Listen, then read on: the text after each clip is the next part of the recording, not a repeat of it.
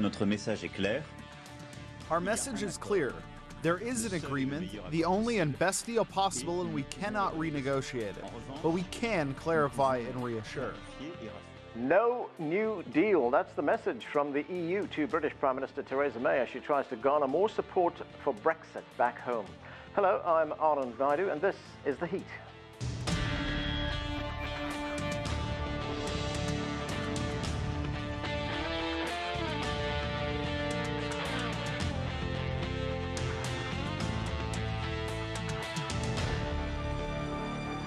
The British Prime Minister Theresa May left Brussels after making a pitch for more concessions on the withdrawal deal she negotiated with the EU 27.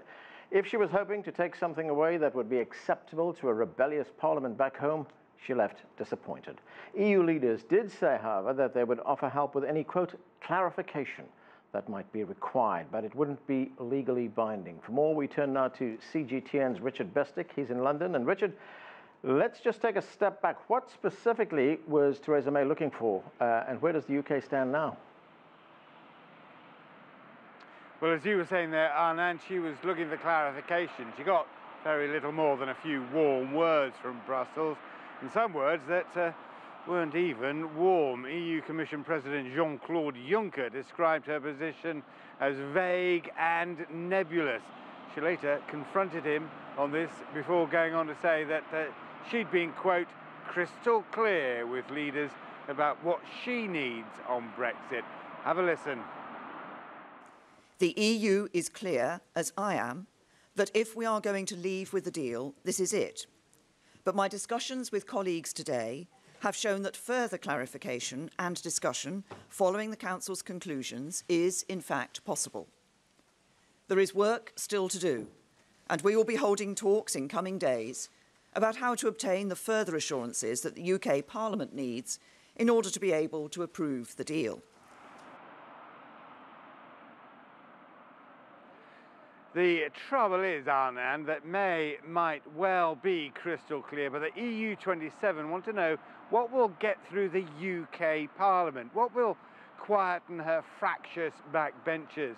She had hoped to win more legally binding concessions over the so-called Irish border backstop, a policy designed to ensure there's no return to a dangerous hard border between Northern Ireland under British rule and the independent Irish Republic to the south.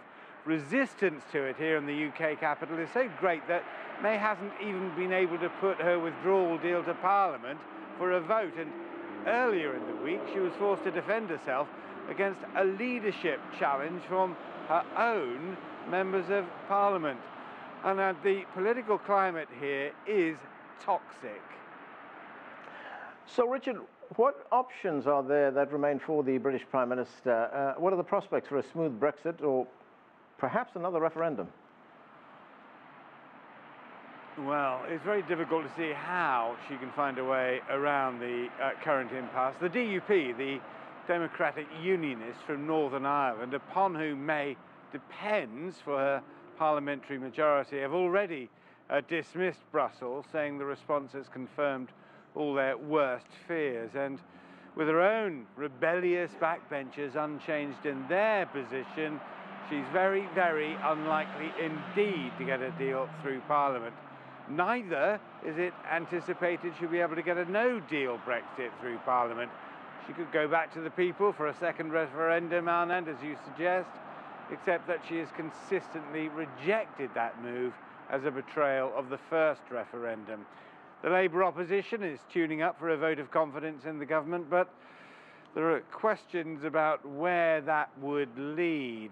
And this is a constitutional crisis on an unprecedented scale. It is quite literally testing Britain's ancient political institutions to their very destruction. Thanks, Richard. That's CGTN's Richard Bestic reporting from London.